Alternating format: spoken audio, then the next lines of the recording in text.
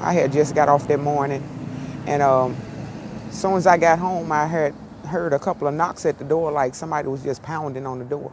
And so I got up to see who was at the door, and when I walked up to the door, and I looked out the door, I see police is running all behind the house, on the side of the house, with the U.S. Marshals.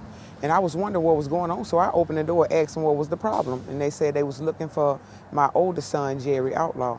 And I asked them why was they looking for him, and they said for a traffic ticket warrant that he had. And so I was wondering why they came, in the house. They flipped over couches and everything, all in the closets. They throw them up against the wall, snatched him basically up out of his sleep. They woke me up, asked me, is my name Jerry Outlaw and all that? I'm like, yeah. They say, get up. And they say, do you got any weapons up in this house? I'm like, nah. And then they got to searching my bags, and then they found a little gun up in there. But when we got down to the station, it was a totally different story. They said it was, they was being held for questions for armed robbery that's supposed to happen.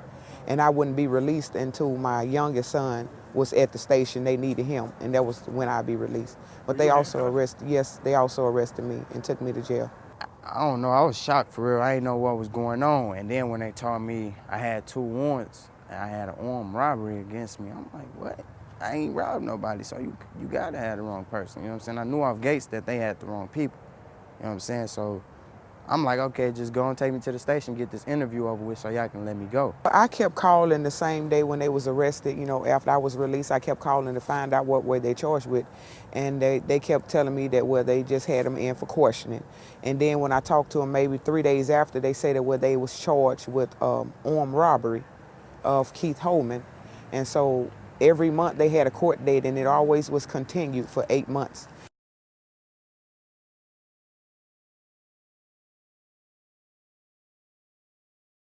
No commissary in the cell 23 hours a day with 1 phone call, 15 minutes once a week. You tell me how you would feel for something you ain't did.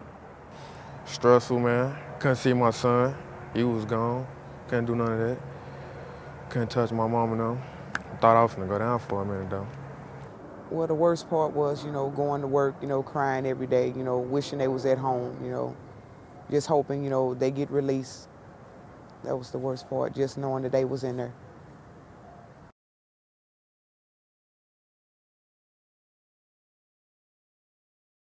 I talked to my lawyer or whatever, and she was saying that they was finna dismiss the case. I passed my polygraph. So but the polygraph was asking, did I rob a man on Park Lane in March for money? I said no, I passed that part. They asked me, did I ever rob anybody? I said no, I flunked that part. Okay. You know what I'm saying? Hey, it's the truth, man. It's the truth, bro. Just being real. Now I had a job. I ain't need to rob nobody. I had my own bread in my pocket. So let's make it clear. Did you ever rob anybody? Not for money. I mean, I finesse people. You know what I'm saying? Finesse them.